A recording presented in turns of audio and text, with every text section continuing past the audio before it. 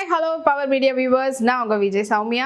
இன்னைக்கு நம்ம வந்து தேவார படத்தினுடைய ரிவ்யூ தான் பார்க்க போகிறோம். சிவா கொரடாலாவுடைய டைரக்ஷனில் ஜூனியர் என்டிஆர், ஜான்வி கபூர், சைஃப் அலி கான், அப்புறமா கலையரசன், பிரகாஷ் ராஜ் சொல்லி ஒரு பெரிய ஸ்டார் காஸ்டிங்கே இருக்கிறாங்க. அண்ட் இந்த திரைப்படத்துக்கு வந்து ரத்னவேல் அவர்கள் சினிமாட்டோகிராஃபி பண்ணியிருக்காங்க, ஸ்ரீகர் பிரசாத் வந்து எடிட்டிங் பண்ணியிருக்காங்க, அண்ட் அனிருத் அவர்களுடைய இசையில் இந்த படம் வெளிவந்திருக்குது. இது வந்து பார்ட் 1 பார்ட் 2 சொல்லி எடுத்திருக்காங்க. இப்போ வந்து பார்ட் 1 தான் ரிலீஸ் ஆயிருக்குது. ஸோ இது ஒரு pan India movie. So after I think 5 or 4 years கழிச்சு ஜூனியர் என்டிஆருடைய திரைப்படம் வருது. எஸ், RRR அப்புறமா அவர் நடித்த படம்னா அது வந்து இந்த படம் தான் சொல்லலாம். அண்ட் இப்போத்தி இருக்கக்கூடிய கதைக்கு ஏற்ற மாதிரியான ஒரு கதையா அப்படின்னு பார்த்தீங்கன்னா இட்ஸ் ரொம்ப ரொம்ப ஒரு கிளீஷேவான ஒரு கதை. எல்லாருமே ஆதி காலத்துலேருந்து எல்லா லாங்குவேஜுமே, தமிழ், தெலுங்கு, மலையாளம், ஹிந்தி சொல்லிட்டு பாலிவுட்லேருந்து எல்லாத்துலேயுமே வந்துட்டு அதிகப்படியாக நம்ம பார்த்த ஒரு சிங்கிள் லைன் ஸ்டோரி தான் இது. ஸோ எல்லாரும் சேர்ந்து ஒரு கேங்காக இருக்கிறாங்க. கேங்கில் ஒருத்தவங்க பண்ணுறாங்க, அது ஒருத்தர் வேண்டான்னு சொல்லி தடுக்கும்போது அந்த லீடாக இருக்கிறவங்கள போட்டு தள்ளக்கூடிய கதை. இது ஆல்ரெடி பார்த்தது தான். ஸோ இதில் என்ன புதுமையாக கொடுத்துருக்குறாங்க அப்படின்றது விஷயம் தான் இதில் பார்க்க போகிறோம். ஸோ ஸ்டார்டிங்கே வந்து பார்த்தீங்கன்னா பிரகாஷ் ராஜோடைய ஒரு வாய்ஸ் ஓவர் அண்ட் அவர் தான் வந்து கதையை வந்து நரேட் பண்ணுறாரு அப்படின்ற மாதிரி போகுது. அண்ட் போனதுக்கப்புறமா அந்த ஊரே எதுக்கு இப்படி இருக்குது, என்ன ஆச்சு அப்படின்னும் போது, இல்லை இதுக்கு முன்னாடி இவங்க வந்து ரெட் சீல போயிட்டுலாம் ஃபுல்லாக பண்ணிக்கிட்டு இருந்தாங்க. அந்த ஆயுதங்கள் வந்து கடத்துறது அதெல்லாம் பண்ணும்போது அது ஒரு ஸ்டேஜுக்கு மேலே அது நம்மளுக்கே பேக் ஃபயர் ஆகுதுன்னு தெரிஞ்சதுக்கு அப்புறமா அதை வந்து ஸ்டாப் பண்ணணும்னு சொல்லி முடிவெடுத்தாங்க. பட் ஸ்டில் அதை தாண்டி ஒரு சில பேர்லாம் அவங்களுடைய டீம்லேருந்தே பண்ணும்போது அதை வந்து அவர் தடுக்கிற விதமாக கீரல் போடுறது அப்படிலாம் வந்து போட்டு பண்ணிகிட்டு இருந்தார். இவனை நம்மளுக்கே வந்து ஆபத்தாக இருக்கிறான்னு சொல்லிட்டு டீமே ஒன்று சேர்ந்து அவரை போட்டு தள்ளிட்டாங்க. அதுக்கப்புறமாலேருந்து இப்படி ஆயிடுச்சு அப்படின்ற மாதிரியான ஒரு நரேஷன் வந்து சொல்லுவார். அண்ட் அதுக்கப்புறமா இந்த ஊர் வந்து எப்படி இருக்குது அப்படின்றது ஒரு பக்கம் காட்டணும். ஒன்று ஆக்சுவலி சொல்லப்போனால் படத்தினுடைய ஃபர்ஸ்ட் ஹாஃப்லேயே எல்லாமே முடிஞ்சிடுச்சு. ஸோ அதுக்கப்புறமா அவர் அது கொன்னவர் உயிரோடு இருந்தாரா, இல்லை உயிரோடு தப்பிச்சு போயிட்டாரா, என்ன ஆச்சு அப்படின்றது தான் படத்தினுடைய மீதி கதையாக வச்சுருக்குறாங்க. ஸோ இந்த படத்தில் வந்துட்டு டபுள் ஆக்ஷனில் நடிச்சிருக்கிறாரு நம்ம ஜூனியர் என்டிஆர் அவர்கள். ஜூனியர் என்டிஆருடைய பெர்ஃபார்மன்ஸ் அஃப்கோர்ஸ் ஹார்ட் ஒர்க் கொடுத்துருக்குறாரு. இது வரைக்கும் அவர் பண்ண படங்களில் என்ன மாதிரியான ஒரு ஒர்க் கொடுப்பாரோ அதே போல் அவருடைய ஆக்டிங் பெர்ஃபார்மன்ஸ் வைஸ் வந்து நம்ம குறைய சொல்ல முடியாது.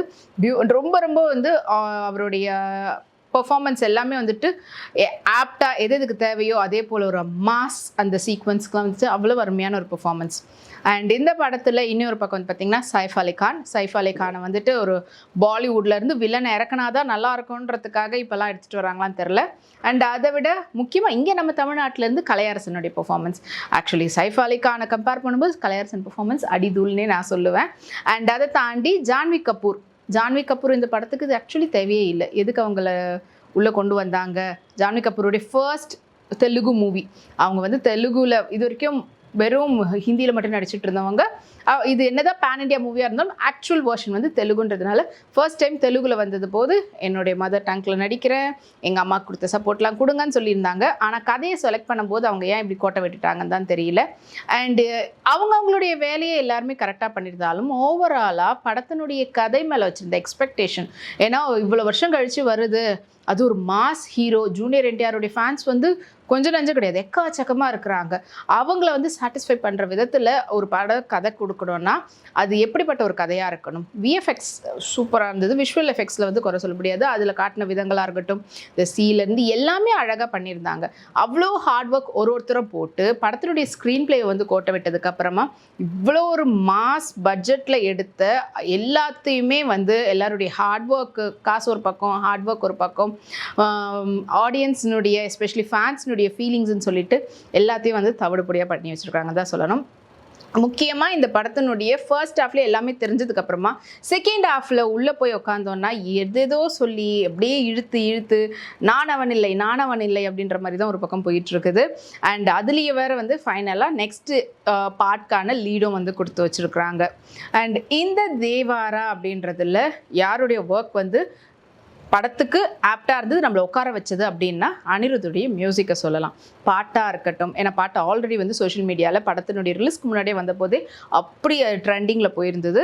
அண்ட் அதை விட முக்கியமாக படத்தினுடைய பிஜிஎம், என்டிஆரை வந்து ஒவ்வொரு சீன்லேயும் பார்க்கும்போது ஒவ்வொரு சீனுமே வந்து என்ட்ரி சீன் மாதிரியான ஒரு பிஜிஎம் வந்து கொடுத்துருந்தார் அனிருத். அண்ட் அதுவே வந்துட்டு இன்னொரு ஆடட் கூஸ் பம்ப் வந்து கொடுத்ததா சொல்லலாம். அண்ட் ஒவ்வொருத்தருமே வந்துட்டு இவ்வளோ தூரம் நல்லா பண்ணியிருக்கும் போது இப்போ இருக்கக்கூடிய காலகட்டத்தில் ஒரு டேரக்டருமே ஒரு பெரிய மாஸ் ஹீரோவுடைய டேட்டையும் அண்ட் அவங்களுடைய ஒர்க்கையும் ஏன் இப்படி வேஸ்ட் பண்ணுறாங்கன்னு தான் தெரியல. ரீசன்ட் டேஸில் வந்த எல்லா படங்களும் அப்படி தான் வந்து டிசப்பாயிண்ட் பண்ணுற விதத்தில் தான் இருக்குது. மேபி பேன் இண்டியான்னு சொல்லிட்டு எல்லா ஆடியன்ஸும் எல்லா ரீஜனுடைய ஆடியன்ஸும் சாட்டிஸ்ஃபை பண்ணுறதுக்காக அவங்க பண்ணக்கூடிய ஒரு சில திணிக்கிற விஷயங்கள் படத்தை வந்துட்டு கரெக்டாக கொடுக்கல அப்படின்ற மாதிரி எடுத்துக்கிறதா தான் தெரியல.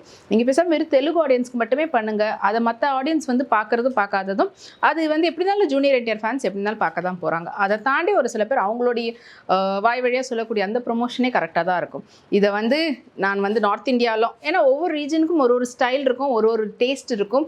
அதை எல்லாத்தையுமே வந்துட்டு ஒரே படத்தில் கொடுக்கணும்னா அது பாகுபலி மாதிரியான படத்துலேயே வந்து நம்மளுக்கு ஒரு சில இடத்துல முரண்பாடுகள் இருந்தது, எப்படி நீங்கள் இப்படி பண்ணலாம் அப்படின்னு சொல்லிட்டு. அதே போல் தேவாரான்றது ஒரு ரீஜனுக்கான ஒரு மூவி. அந்த ரீஜன் சம்மந்தப்பட்ட கதையை வந்துட்டு பார்த்தீங்கன்னா அது ஸ்கூல் படிக்கக்கூடிய அந்த பசங்க ஸ்கூலுக்கு போகாமல் அவங்க பாட்டு பண்ணுற விஷயம் அது இங்கே தமிழ்நாட்டில் நம்ம அக்செப்ட் பண்ண மாட்டோம். ஏன்னா படிப்பு தான் முக்கியம்னு சொல்லிட்டு இங்கே பேசும்போது இது இப்படி நடக்கலாம், இப்படிலாம் இப்படி வச்சிருக்கிறீங்க அப்படின்னு சொல்லிட்டு அது வேற மாதிரி பேசுவாங்க. ஸோ பொதுவாகவே நீங்கள் எடுக்கக்கூடிய படத்தை தயவு செஞ்சு இதுக்கப்புறமா ஒரு பெரிய ஹீரோ கையில் கிடச்சி பெரிய பட்ஜெட்லாம் கிடச்சதுன்னா நீங்கள் எந்த லாங்குவேஜோ அந்த லாங்குவேஜ்க்கான படமே பண்ணுங்கள். அந்த ரீஜன் மக்களை முதல்ல திருப்திப்படுத்துங்க. அதுக்கப்புறமா மற்ற மக்கள்லாம் வந்து கண்டிப்பாக அதை பார்த்து அவங்களுக்கு பிடிச்சதுன்னா அவங்க வந்து அக்செப்ட் பண்ணிக்க போகிறாங்க. அண்ட் ஒவ்வொருத்தருடைய கேரக்டரைசேஷனை வந்துட்டு அவர் இன்னும் பெட்டராகவே வந்து பண்ணியிருக்கலாம். செகண்ட் ஹாஃபை வந்துட்டு மொத்தமாக தூங்க வச்சுட்டாரு தான் சொல்லி ஆகணும் சிவா கொரடாலா அவர்கள். படத்தினுடைய சினிமோட்டோகிராஃபி ஆக்சுவலி ராண்டி அவர்கள், ரத்னவேலு அவங்களுக்கு வந்து ஒரு பெரிய பாராட்டு.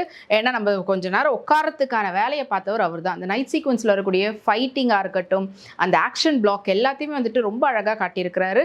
அதை விட அந்த வியூ அண்ட் அந்த ஊரையே காட்டும்போது அந்த காட்டக்கூடிய அந்த வேர்ஷன் ஆஃப் அந்த சினிமோட்டோகிராஃபி ராண்டி எப்பவுமே இங்கே தமிழ்லையும் சரி ஹிந்திலையும் சரி அவருடைய வேலையை பக்காவே பண்ணியிருக்கிறாரு. ஸோ அதே போல் இந்த படத்துக்கும் வந்துட்டு அவர் ஒரு ஆடட் ப்ளஸ் பாயிண்ட்னு சொல்லலாம். ஸோ இந்த படத்தில் முக்கியமாக வேலை பார்த்தவங்க இந்த 3 பேருக்காக இந்த படத்தை உட்காந்து பார்க்கலாம்னு நினச்சிங்கன்னா ஃபர்ஸ்ட் இஸ் ஜூனியர் என்டிஆர். அவருடைய ஃபேன்ஸாக இருந்தீங்கன்னா கண்டிப்பாக அவருடைய மாஸான ஒரு விஷயத்துக்கு பார்க்கலாம். செகண்ட் வந்துட்டு அனிருத்துடைய இசை, தேர்ட் வந்து ராண்டியோடைய சினிமோட்டோகிராஃபி.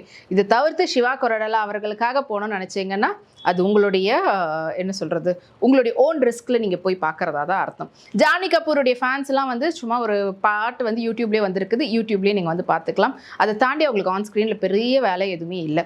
அண்ட் இந்த திரைப்படத்தை இதுக்கு மேலே தியேட்டரில் போய் பார்க்கணுமா வேணாமான்றது நீங்களே முடிவெடுத்துக்கோங்க. அன்டில் அன்லெஸ் நீங்கள் ஜூனியர் என்டிஆர் ஃபேன்ஸாக இருந்தீங்கன்னா மட்டும் பார்க்கலாம். தேவாரா மொத்தத்தில் வேகாத கோங்கரா சட்னியாக தான் இப்போ நம்மளுக்கு கிடச்சிருக்குது. ஸோ இந்த வீடியோ உங்களுக்கு பிடிச்சிருந்ததுன்னா லைக் பண்ணுங்கள், ஃப்ரெண்ட்ஸ் அண்ட் ஃபேமிலிஸோட ஷேர் பண்ணுங்கள், மறக்காமல் நம்மளுடைய பவர் மீடியா சேனலை சப்ஸ்கிரைப் பண்ணுங்கள்.